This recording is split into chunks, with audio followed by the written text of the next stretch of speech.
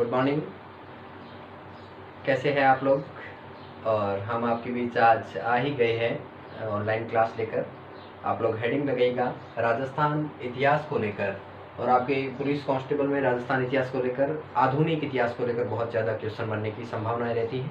और आधुनिक इतिहास से ही मैं प्रारंभ कर रहा हूँ आज। राजस्थान में किसान आंदोलन, राजस्थान में किसान आंदोलन, इस टॉपिक को आज हम चर्चा करेंगे। आप मेरे साथ जुड़े रहिएगा, और आपकी कोई क्वेरी हो, कोई क्वेश्चन हो, आप कमेंट बॉक्स में डाल सकते हो, मेरे से पूछ सकते हो। राजस्थान में किसान आंदोलन, किसान आंदोलन को देखकर हम चर्चा करें तो उससे पहले हम एक क्वेश्चन पर चर्चा कर देते हैं कि भारत में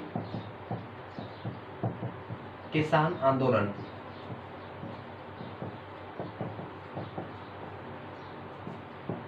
होने का कारण क्या था?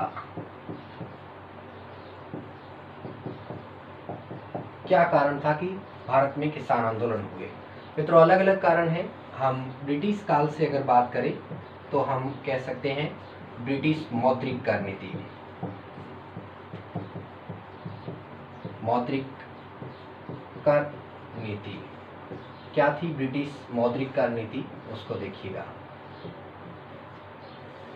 ब्रिटिश मौद्रिक कर नीति के तहत कहोगे कि ब्रिटिश जितनी भी कंपनियां थी, उन कंपनियों ने भारतीय रियासतों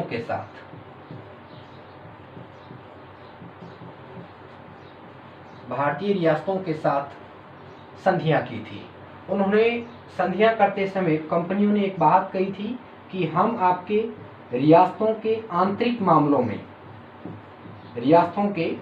मामलों में हस्तक्षेप नहीं करेंगे। हम केवल जो है यहाँ व्यापार करेंगे, और रियासतों की जो है बाहरी सुरक्षा जो है उसकी भी हम जिम्मेदारी लेते हैं। ये बात किन्होंने कही थी? ब्रिटिश कंपनियों ने कही थी। क्या बात कही थी? वापस सुन लो।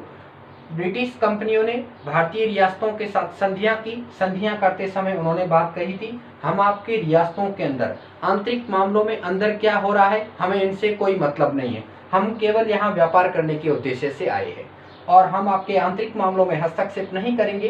परंतु इन्होंने ये भी कहा कि हम आपके रियासतों की जो बाहरी सुरक्षा होती है, इस बाहरी सुरक्षा की भी जिम्मेदारी किन्होंने कहा? कंपनियों ने कहा हम लेते हैं। परंतु धीरे धीरे अंग्रेजों के बारे में एक कथन कहा जाता है कि अंग्रेज भारत में बिना वजह मुस्कुराए तक नहीं थे। इसी प्रकार से इन्होंने धीरे धीरे क्या किया कि आंतरिक मामलों में हस्तक्षेप करना शुरू कर दिया था, जिससे रियासतों के राजाओं की जो है कंडीशन जो थी वो कैसी हो गई थी? जमींदार या जागीरदारों की तरह हो गई थी। क्योंकि मेन जितना भी पॉइंट था वो किन्होंने हाथ में ले लिया था? कंपनी ने अपने हाथों में ले लिया था, और रियासतों के अंदर जो शासक होते थे वो नाम मात्र के शासक होने लगे थे। इस प्रकार से कंपनियों की घटना पढ़ते हैं हम लोग। देखिएगा नेक्स्ट कि ब्रिटिश मौद्रिक कर नीति क्या होती थी। कि जैसे सपोज दैट आप मानिएगा, एग्जाम्पल है कि ये एक रियासत है। इस रियासत से अंग्रेज इस बात को तय करते थे कि इस रियासत से हमें 100 रुपए सालाना कर चाहिए, 100 रुपए सालाना कर चाहिए। परंतु होता क्या कि रियासतों से ये जो कर वसूलते थे, ये बात ध्यान में रखना, अंग्रेज स्वयं कर नहीं वसूलेंगे। ये बात किसको कहते थे? यह बात 100 रुपए चाहिए, ये बात राजा को कहते थे। परंतु राजा भी रियासतों से कर वसूलता नहीं था। राजा भी किसके माध्यम से वसूलाता था? जमींदारों के माध्यम से, जमींदार से वसूलाता था। तो राजा क्या करता था कि 100 रुपए नहीं वसूलता था, राजा लगभग इसका दुगना वसूलता था, 200 वसूलता था, जिसमें से 100 रुपए किसको दे देता था? ब्रिटिश गवर्नमेंट्स को दे देता, और 100 रुपए किसके पास रखता? अपने पास रखता, जिसमें से जमींदारों का और खुद का क्या चलाता था? खर्चा चलाने का काम करता था। तो कहने का अर्थ क्या हुआ कि राजा जो है कितना वसूलता था? दुगना वसूलता था। और जो रियासतों से मांगती वो कितना थी? 100 रुपए मांगती थी, परंतु राजा ने कितना वसूला? 200। इस कारण से लगभग क्या हो गया था? इनके ऊपर अत्याचार होने का काम हो गया था। नेक्स्ट देखिएगा, जमींदार और जागीरदार में अंतर। और जागीरदार में अंतर। ये क्वेश्चन मित्रों बड़ा इंपॉर्टेंट है। आईएएस प्रीलिम्स 2019 जिसका पेपर हुआ था 2 जून 2019 को, उसमें पूछा गया था ये कि जमींदार और जागीरदार में अंतर क्या होता है। जमींदार और जागीरदार में क्या अंतर होता है उसको देख लीजिएगा। जमींदार जो होते हैं वो वंशानुगत नहीं होते हैं, इस बात को ध्यान में रखना। जमींदार वंशानुगत नहीं होते हैं, जबकि जागीरदार जो होते हैं वो वंशानुगत होते हैं। जमींदार जो है, हमारे भारत के रियासतों के अंदर जमींदार को भूमि का स्वामी माना गया है। भूमि का क्या माना गया है? स्वामी। परंतु इस भूमि के अंदर जो उगती हुई फसल है, इस फसल का जो स्वामी माना गया है वो किसे माना गया है? राजा को माना गया है।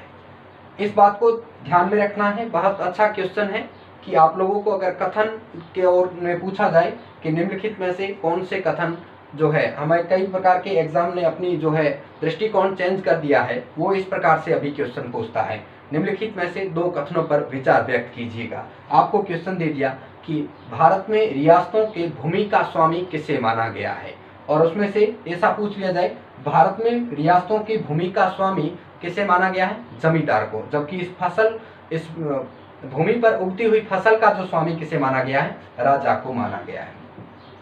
जमींदारों को जो है राजा चुनते थे, और जमींदार जो ये होते थे, ये जो है भूमियों से क्या करते थे?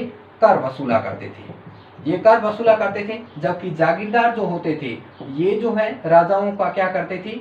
इतिहास उल्लेखित करते थे। इस कारण से इन जागीरदारों को पुरोहितों के नाम से भी जाना जाता है। पुरोहित के नाम से भी जाना जाता है। तो ये जमींदार और जागीरदार में क्या हुआ? अंतर हुआ। इसको भी आप ध्यान में रखना। ये 2 क्वेश्चन थे, हमने डिस्कस किया। इसके पश्चात हम सीधे राजस्थान किसान आंदोलन के तहत बढ़ते हैं, और आप लोग हेडिंग लगाइएगा बिजोलिया किसान आंदोलन। बिजोलिया किसान आंदोलन। बिजोलिया किसान आंदोलन राजस्थान का सबसे चर्चित किसान आंदोलन रहा है, जो 1897 से लेकर 1941 तक चला है। 1897 से लेकर 1941 तक। इसमें ध्यान रखना है कि बिजोलिया से पहले स्थान को पढ़ लेते हैं। भैंसरोडगढ़ जगह पड़ती है एक चित्तौड़ के अंदर। इस भैंसरोडगढ़ चित्तौड़ से लेकर बिजोलिया ये जगह पड़ती है भीलवाड़ा के अंदर तक का जो क्षेत्र है, ये क्षेत्र जो है ऊपरमाल की जागीर कहलाता है। ऊपरमाल की जागीर। ये जो ऊपरमाल की जागीर जो थी 1527 के अंदर महाराणा सांगा वर्सेज बाबर के मध्य खानवा का युद्ध लड़ा गया था। इस खानवा के युद्ध में एक जगनेर जगह पड़ती है भरतपुर के अंदर। वहां के निवासी थे अशोक परमार। इन अशोक परमार ने महाराणा सांगा की सहायता प्रदान की थी। इस कारण से मेवाड़ के प्रथम श्रेणी का ठिकाना जो था ऊपरमाल की जागीर, ये किसको दी थी? अशोक परमार को क्या की थी? भेंट की थी। इस ऊपरमाल जागीर जो थी ये किसने भेंट की थी? तो ध्यान रखना 1527 के अंदर बाबर और सांगा के मध्य खानवा का युद्ध लड़ा गया था। इस खानवा के युद्ध में भरतपुर के जगनेर निवासी थे अशोक परमार। इन्होंने सांगा की सहायता प्रदान की थी। इस कारण से इनको जगह क्या दी गई थी? भेंट दी गई थी। इसमें से टोटल मिलाकर बिजोलिया के अंतर्गत जो है 79 गांव आते थे, 79 गांव आते थे। और इसमें से 60% जो जाति थी वो धाकड़ जाति के किसान थे। तो ये धाकड़ जाति के किसान थे और 79 गांव आते थे। इन धाकड़ जाति के किसानों के द्वारा माना जाता है कि पहले मराठे यहाँ पर आए थे, तो धाकड़ जाति के किसानों ने और यहाँ के जो जमींदार थे उनके बीच में अच्छे घनिष्ठ संबंध थे, और इन्होंने धाकड़ों ने और जमींदारों ने मिलकर मराठों को यहाँ से भगाया था। परंतु धीरे धीरे 1894 का टाइम पीरियड आया। उस समय तक एक जो है जमींदार बने थे यहाँ के कृष्ण सिंह। कृष्ण सिंह जमींदार बने और कृष्ण सिंह ने जो है इन धाकड़ जाति के किसानों से 84 प्रकार के लाग भाग कर और 1/2 भू राजस्व वसूलना क्या कर दिया था, प्रारंभ कर दिया था। 84 प्रकार के लाग भाग कर और 1/2 भू राजस्व वसूलना क्या कर दिया था, प्रारंभ कर दिया था। एक रिपोर्ट के अनुसार माना जाता है कि बिजोलिया के किसान लगभग जो है 87% जो है अपना पैसा भू राजस्व के रूप में देता था। इसको भी जो है इंपॉर्टेंट डाल के याद रखना कि कौन सी रिपोर्ट के अनुसार जो है कहाँ के किसान जो है 87% भू राजस्व देते थे, तो कहाँ के, बिचौलिया के किसान दिया करते थे। 84 प्रकार का लाग भाग कर वसूलता, 1/2 क्या वसूलते थे, भू राजस्व वसूलते थे। तो कौन, कृष्ण सिंह जी। कहाँ से, बिचौलिया से वसूला करते थे। इस बात से किसान नाराज हुए। किसानों ने परेशान होकर एक 1897 का बात होगी, 1897 में एक गांव होगा गिरधरपुरा। गिरधरपुरा गांव मित्रों भीलवाड़ा में है। गिरधरपुरा गांव में एक मृत्यु भोज होगा। गंगाराम धाकड़ के पिता का मृत्यु भोज होगा। इस मृत्यु भोज पर एकत्रित होंगे, गंगाराम पिता के मृत्यु भोज के पर एकत्रित होंगे। एकत्रित होकर एक बात तय करेंगे कि हम जो है कृष्ण सिंह के जो है इस लाग भाग कर से और भू राजस्व से हम परेशान हो चुके हैं, हमें क्या करना चाहिए। इस समय एक इनको सलाह देंगे। सरकारी पुस्तकालय के अध्यक्ष होंगे, सरकारी पुस्तकालय के अध्यक्ष होंगे साधु सीताराम दास। साधु सीताराम दास, साधु सीताराम दास की सलाह पर 2 व्यक्तियों को, नानजी पटेल और ठाकरी पटेल, इन दोनों को जो है भेजेंगे, मेवाड़ भेजेंगे। और मेवाड़ के अंदर उस समय महाराणा थे फतेह सिंह। फतेह सिंह के पास भेजेंगे। फतेह सिंह भी इस बात की जांच करने के लिए अपना एक जांच अधिकारी होगा, भू राजस्व अधिकारी, जिसका नाम होगा हमीद हुसैन। इस हमीद हुसैन को बिचौलिया भेजेगा। हमीद हुसैन बिचौलिया आएगा और एक रिपोर्ट तैयार करेगा। रिपोर्ट तैयार करेगा। उस रिपोर्ट में जो है, ये रिपोर्ट जो होती है ये मित्रों किसानों के पक्ष में होती है। रिपोर्ट किसानों के पक्ष में होगी, परंतु फतेह सिंह ने जो है कृष्ण सिंह पर कोई कार्यवाही नहीं की। फतेह सिंह ने कृष्ण सिंह पर कोई कार्यवाही नहीं की और कृष्ण सिंह इस बात से नाराज हुआ कि जो है मेरी रिपोर्ट मेवाड़ महाराणा के पास की, इसलिए इस नाराज होकर नानजी पटेल और ठाकरी पटेल, इन दोनों को जो है बिचौलिया से निष्कासित कर दिया और इनको बाहर भेज दिया। वापस इनसे लाग भाग कर वसूलने के पश्चात वापस इन्होंने इनको बिचौलिया के अंदर वापस एंट्री दी थी। किसने, नानजी पटेल और ठाकरी पटेल को कृष्ण सिंह ने क्या कर दिया था, निष्कासित कर दिया था। 1903 के अंदर कृष्ण सिंह जो है एक नया कर और लगा देते हैं, जिसका नाम होगा चंवरी कर। चंवरी कर क्या होता था कि किसानों को अपनी पुत्री या बहन के विवाह के अवसर पर एक जो है कर देना पड़ता था। वो कर 5 रुपए भी था और 11 रुपए भी था। इस कारण से किसान इस बात से परेशान हुए और किसानों के लेकर 1903 से लेकर 1905 तक बिचौलिया के अंदर कोई भी शादी संपन्न नहीं हुई थी। किसान नाराज हुए। किसान नाराज होकर ग्वालियर चले गए थे। ग्वालियर चले गए। कृष्ण सिंह गया और कृष्ण सिंह ने वहां पर जाकर इस समझौता किया किसानों के साथ और किसानों को कहा कि आप वापस चलो, क्योंकि किसानों से समझौता करना बहुत जरूरी था, क्योंकि अब भू राजस्व कहां से लाएगा, वो जो है किस प्रकार से अपना जो है अंग्रेजों को कहां से पैसे देगा, क्योंकि वो जो है हमारी यहाँ से संधियां हो रखी है और हमने पिछले में पढ़ा था मौद्रिक कर नीति के तहत, तो उनको जरूरत थी। इसी प्रकार से उन्होंने समझौता किया, परंतु किसानों ने बात नहीं मानी। किसान जैसे तैसे करके आए, परंतु इन्होंने चंवरी कर को क्या कर दिया था, इस समय आधा कर दिया था। 1906 के अंदर कृष्ण सिंह की निसंतान मृत्यु हुई। 1906 में कृष्ण सिंह की निसंतान मृत्यु हुई। मृत्यु के पश्चात निसंतान मृत्यु हुई। मृत्यु के पश्चात एक कृष्ण सिंह का संबंधी था जिनका नाम है जगनेर भरतपुर निवासी होगा।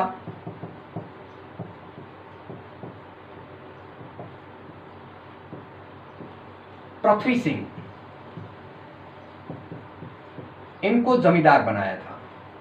पृथ्वी सिंह यहाँ के जमींदार बने, परंतु पृथ्वी सिंह ने भी जो है लाख करों में कमी ना करके बढ़ोतरी ही की। इन्होंने एक नया कर और किसानों के ऊपर लाद दिया, तलवार बंधाई कर।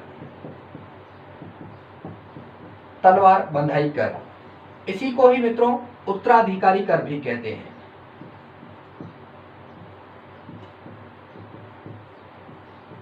उत्तराधिकारी कर, तलवार बंधाई कर या उत्तराधिकारी कर क्या उन पे लगा दिया था, किसानों के ऊपर लगा दिया था। क्या होता था तलवार बंधाई कर, तो उसको भी ध्यान में रख लो कि जो ठिकाने का जो है जमींदार बनता था, वो जमींदार जो है एक तलवार बंधाई कर देता था।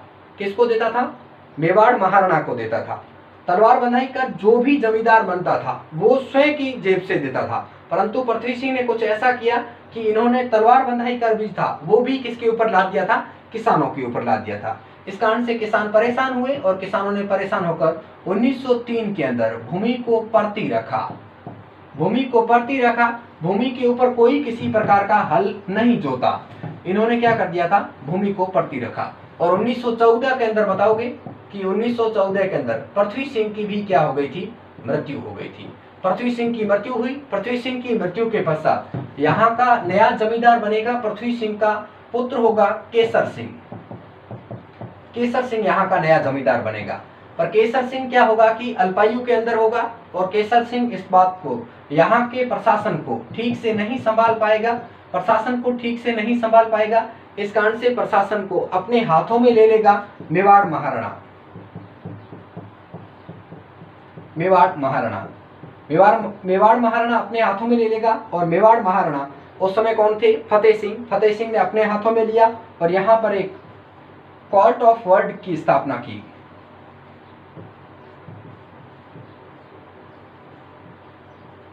कोर्ट ऑफ वर्ड, इसी को ही मूसरमात कार्यालय भी कह सकते हो। मूसरमात कार्यालय या कोर्ट ऑफ वर्ड्स की स्थापना की। कोर्ट ऑफ वर्ड्स की स्थापना की और मेवाड़ महाराणा के तहत क्या चलाया गया? यहाँ का प्रशासन चलाया गया। और यहाँ के प्रशासक किसको नियुक्त किया था? तो नाम बताओगे? अमर सिंह राणावत। अमर सिंह राणावत को यहाँ का क्या किया था? जो है प्रशासक नियुक्त किया था। नेक्स्ट देखिएगा आप लोग, बिचौलिया किसान आंदोलन में विजय सिंह पथिक का आगमन। बिचौलिया किसान आंदोलन में विजय सिंह पथिक का आगमन।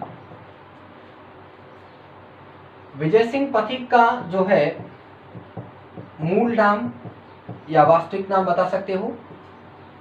भूप सिंह गुर्जर था। ये कहाँ के निवासी थे? तो निवासी में बताना कि उत्तर प्रदेश। उत्तर प्रदेश का एक शहर होगा बुलंदशहर। इस बुलंदशहर के अंदर इनका गांव होगा गुढ़ावली गांव। गुढ़ावली गांव यहाँ के निवासी थे। ये जो है सशस्त्र क्रांति के तहत राजस्थान आए थे और इन्हें जो है गिरफ्तार किया गया था खरवा नामक जगह से। खरवा जगह जो है अजमेर के अंदर है। इन्हें खरवा अजमेर से गिरफ्तार किया गया और टॉटगढ़ दुर्ग के अंदर रखा।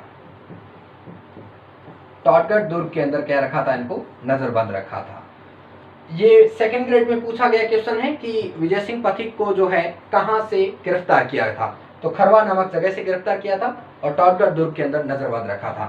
विजय सिंह पथिक यहाँ से फरार होते हैं और यहाँ से फरार होकर चित्तौड़ पहुंचते हैं। चित्तौड़ के अंदर एक गांव का नाम बताओगे? औछड़ी गांव। औछड़ी गांव। औछड़ी गांव पहुंचते हैं। औछड़ी गांव में इनकी मुलाकात होती है हरि भाई किंकर से। हरि भाई किंकर से। हरि भाई किंकर इस समय एक औछड़ी गांव के अंदर विद्या प्रचारणी नामक सभा का जो है एक शिक्षक के रूप में कार्यरत थे। हरिभाई किंकर से मुलाकात हुई और विजय सिंह पथिक भी जो है इसी विद्या प्रचारणी में एक शिक्षक के रूप में सेवा देने लगे। यहीं पर 1916 के अंदर इस विद्या प्रचारणी सभा का एक सम्मेलन आयोजित होगा।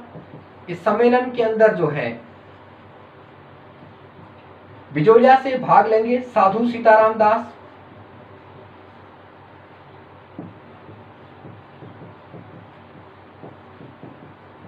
और मंगल सिंह। इन दोनों की सलाह पर जो है इन दोनों ने साधु सीताराम दास और मंगल सिंह की सलाह पर जो है विजय सिंह पथिक जो है बिजोलिया किसान आंदोलन में भाग लेंगे। और बिजोलिया किसान आंदोलन के तहत एक बार क्वेश्चन ये पूछा गया था कि विजय सिंह पथिक ने बिजोलिया किसान आंदोलन में भाग कब लिया था, 1916 या 1917। तो भाग तो 1916 में लिया है, परंतु उनका पहला काम होगा वो 1917 में प्रारंभ है। इस कारण से राइट भी 1917 को माना जाता है। इसको भी आपको ध्यान में रखना है कि 1916 या 1917, तो ध्यान रखना है। मंगल सिंह की सलाह पर विजय सिंह पथिक ने जो भाग लिया इस किसान आंदोलन में, बिजोलिया किसान आंदोलन में, बिजोलिया के अंदर जो है ये उन्होंने पहुंचे और एक 13 सदस्यों की समिति गठित की। और इस समिति के जो है नाम दिया था ऊपरमाल पंच बोर्ड। ऊपरमाल पंच बोर्ड नाम दिया और 13 सदस्यों की समिति गठित की। ये जो कहां पर की थी, तो बारीसाल गांव बताओगे। बारीसाल गांव में 13 सदस्यों की समिति गठित की और जो है ऊपरमाल पंच बोर्ड की स्थापना की। इस ऊपरमाल पंच बोर्ड के अध्यक्ष बने थे, अध्यक्ष नियुक्त किया था, यहाँ के सरपंच थे मन्ना पटेल। इन मन्ना पटेल को यहाँ का क्या बनाया था, अध्यक्ष बनाया था। यहीं से प्रारंभ होते हैं विजय सिंह पथिक का आगमन और विजय सिंह पथिक यहाँ से बिजोलिया किसान आंदोलन का नेतृत्व स्वयं के हाथ में ले लेते हैं। अब क्या करते हैं विजय सिंह पथिक, उसको देखिएगा। 1918 के अंदर विजय सिंह पथिक गए थे बंबई। बंबई जाकर इन्होंने गांधी से मुलाकात की थी। गांधी से मुलाकात की और गांधी को बिजोलिया की किसानों से की समस्याओं से अवगत कराया। परंतु गांधी ने अपना निजी सचिव होता था जिसका नाम है महादेव देसाई। इन महादेव देसाई को भेजा था कहां पर, बिजोलिया भेजा।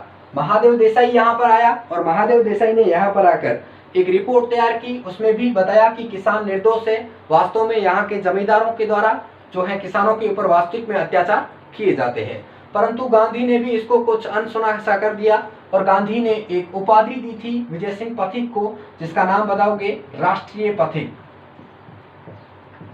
राष्ट्रीय पथिक की क्या दी थी, इनको उपाधि दी थी। 1918 के अंदर की ये बातें हैं। नेक्स्ट देखिएगा, 1919 का एक कांग्रेस का अधिवेशन हुआ था अमृतसर के अंदर। कांग्रेस का अधिवेशन हुआ और इस कांग्रेस के अमृतसर अधिवेशन के अंदर बिजोलिया के किसानों का जो मुद्दा था वो मुद्दा विजय सिंह पथिक और तिलक के द्वारा इस अधिवेशन में उठाया गया। और इस मुद्दे को उठाया और बताया कि किसानों इस समस्याओं से घिरे हुए हैं, आप लोग जो है इसको कांग्रेस इसमें साथ दे। परंतु कांग्रेस का एक नया मामला था। कांग्रेस चाह रही थी कि अब भारत और राजस्थान स्वतंत्र होने वाला है, उनको अपनी सरकार का गठन करना था। इसलिए कांग्रेस का एक नियम था कि वह रियासतों के आंतरिक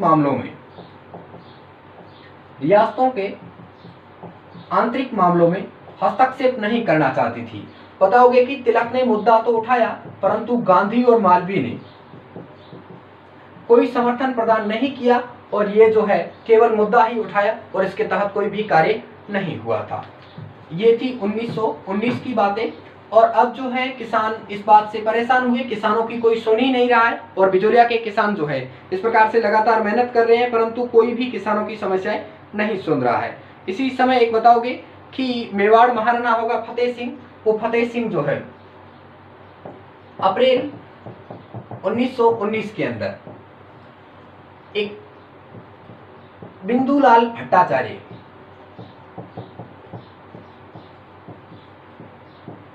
बिंदुलाल भट्टाचार्य आयोग भेजेगा। ये बिंदुलाल भट्टाचार्य जो आयोग है ये किसानों की समस्याओं को सुनने के लिए कहाँ आ रहा है, बिजोलिया आ रहा है। बिंदुलाल भट्टाचार्य आयोग यहाँ पर आया, परंतु किसानों के ऊपर कोई भी इतनी समस्याएं ढंग से नहीं सुनी गई और किसानों इस प्रकार से ही अनसुनासा रह गया। इस समय अब 1920 के आसपास असहयोग आंदोलन प्रारंभ हुआ। असहयोग आंदोलन प्रारंभ हुआ तो सरकार दबाव में आई। सरकार ने दबाव में आई और सरकार ने दबाव में आकर एक राजस्थान के एजीजे हुआ करते थे उस समय, रॉबर्ट्स हॉलैंड को यहाँ पर भेजा। रॉबर्ट्स हॉलैंड यहाँ पर आए और किसानों की समस्याएं सुनी। किसानों की समस्याएं सुन के उन्होंने कहा कि हम जो है आपके साथ समझौता करेंगे, आपके साथ इस प्रकार से जो है अन्याय नहीं होगा। और एक किसानों के और सरकार और किसानों के मध्य एक समझौता हुआ था। कब हुआ वो बताना, 11 फरवरी 1922 को एक किसान और सरकारों के मध्य समझौता हुआ। किसानों ने इस समझौते के अंदर 74 प्रकार लाख करों की सूची प्रदर्शित की थी। उन्होंने कहा कि 84 प्रकार के लाख कर थे। जब से हमने जो है आंदोलन प्रारंभ किया है, हमने 10 प्रकार के लाख करों को समाप्त कर दिया है। स्वतः ही हम नहीं भरते, परंतु वर्तमान में हम 74 प्रकार के लाख कर भर रहे हैं। तो इस समय रॉबर्ट्स हॉलैंड और इनके साथ एक विल्किसन हुआ करते थे, उन्होंने इस बार के समझौता किया। 74 प्रकार में से उन्होंने 35 प्रकार के लाख करों को क्या कर दिया था, 35 प्रकार के लाख करों को क्या कर दिया था, समाप्त कर दिया था। परंतु किसान अब भी इस बात से नाराज थे कि हम 35 नहीं, हमें तो पूरे माफ किए जाए। परंतु इस बात से किसान नाराज ही होते रहे, किसान कुशल नहीं हुए। उन्होंने कहा कि हम 74 भर रहे हैं, सिर्फ आपने 35 माफ की, बाकी वाले तो हमें भरने ही पड़ रहे हैं। तो इस प्रकार से किसान फिर नाराज रहे और किसानों को ये धीरे धीरे होते होते राष्ट्रीय स्तर तक जा पहुंचा। अब आपसे फर्स्ट ग्रेड का पिछले एग्जाम के अंदर जीके के अंदर पूछा गया था कि बिजोलिया किसान आंदोलन को राष्ट्रीय स्तर तक चर्चित करने का श्रेय किसे दिया जाता है, कौन से समाचार पत्र को दिया जाता है। तो उसमें भी ध्यान रखना कि राष्ट्रीय स्तर तक चर्चित करने का जो श्रेय है वो कानपुर से एक पेपर प्रकाशित होता था जिसके संपादक थे गणेश शंकर विद्यार्थी। प्रताप नामक समाचार पत्र था। इस प्रताप नामक समाचार पत्र के संपादक थे गणेश शंकर विद्यार्थी, कानपुर से प्रकाशित होता था। इसी के तहत राष्ट्रीय स्तर तक क्या हुआ था, ये चर्चित हुआ था। इसके अलावा अन्य भी प्रकार के जो थे, प्रयाग से प्रकाशित होता था अभ्युदय, और जो है तिलक द्वारा मराठा नामक समाचार पत्र में भी इसका मुद्दा उठाया गया था। काफी समाचार पत्रों में ये लोकप्रिय रहा बिजोलिया किसान आंदोलन। धीरे धीरे बिजोलिया किसान आंदोलन जो है राष्ट्रीय स्तर तक जा पहुंचा और उसके पश्चात विल्किसन ने एक जो है यहाँ पर रिपोर्ट तैयार की थी। विल्किसन ने यहाँ पर रिपोर्ट तैयार की और विल्किसन ने ये बताया कि वास्तव में ये जो है बिजोलिया किसान आंदोलन है ये रूस की क्रांति के समान है। इसकी तुलना रूस की क्रांति से की थी। ये अच्छा क्वेश्चन है कि रूस की क्रांति से तुलना किसने की थी, रूस की क्रांति से तुलना की थी किसने, बिजोलिया किसान आंदोलन की तुलना किसने की थी, विल्किसन ने की थी। इसके पश्चात जो है बताओगे कि सितंबर के अंदर समय आएगा, सितंबर 1923 का टाइम पीरियड आएगा और बेंगू किसान आंदोलन के तहत विजय सिंह पथिक को गिरफ्तार कर लिया जाएगा। सितंबर 1923 के अंदर जो है विजय सिंह पथिक जो होंगे वो पथिक गिरफ्तार हो जाएंगे बेंगू किसान आंदोलन के तहत। पथिक गिरफ्तार हो गए। पथिक ने गिरफ्तार होते समय एक पथिक के साथी होंगे इस समय रामनारायण चौधरी। रामनारायण चौधरी को सलाह दी थी कि कोई भी, मैं तो जेल जा रहा हूं परंतु आप ध्यान रखना कोई भी किसान जो है वो किसी भी तरह से किसी रियासत के राजा से या जमींदार से भूमि किराए पर लेकर कृषि नहीं करे। ये बात रामनारायण चौधरी को बोला कि आप ध्यान रखना। परंतु धाकड़ जाति को छोड़कर अन्य 40% जो किसान थे उन्होंने क्या कर दिया, जमींदार और राजाओं से भूमि किराए पर ली और किराए पर लेकर इन्होंने कृषि करना क्या कर दिया था, प्रारंभ कर दिया। कृषि करना प्रारंभ किया और ये जो है 1927 तक वापस आए। पथिक ने वापस आके सुना कि बिजोलिया किसान का आंदोलन तो चलाया था परंतु वहां पर तो किसान जो है वापस जमींदारों से भूमि किराए पर लेकर कृषि कर रहे हैं, तो मतलब क्या रहा। ऐसा करके इनके बीच में मतभेद हो गया। इनके पथिक और जो है रामनारायण चौधरी के मध्य मतभेद हुआ और पथिक इस आंदोलन को छोड़कर चले गए।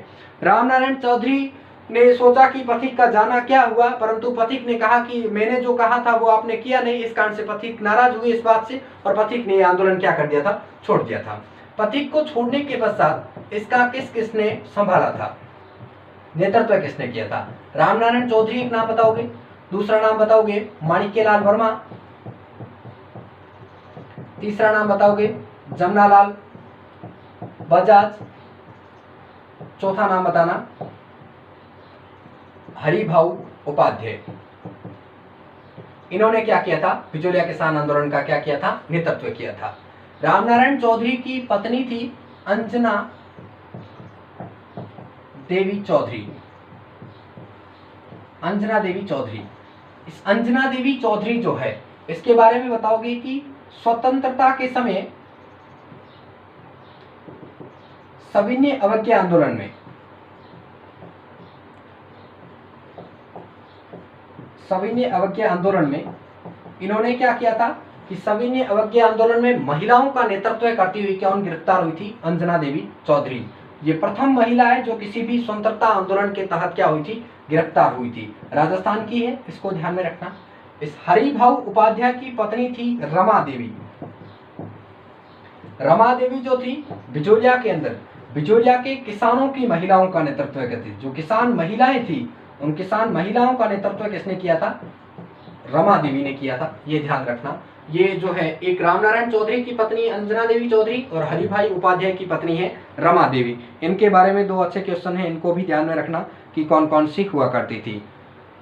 उसके पश्चात देखिएगा टाइम पीरियड चलता है धीरे धीरे और जो है बिजोलिया किसान आंदोलन आप देख रहे हो कि हमने 1897 से प्रारंभ किया है और हम लगभग पहुंच चुके हैं जो है 1940 के आसपास। फिर भी अभी तक जो है इसी प्रकार से चल रहा है। 1941 के अंदर यहाँ के मेवाड़ के एक प्रधानमंत्री बने थे जिनका नाम है टी राघवाचार्य।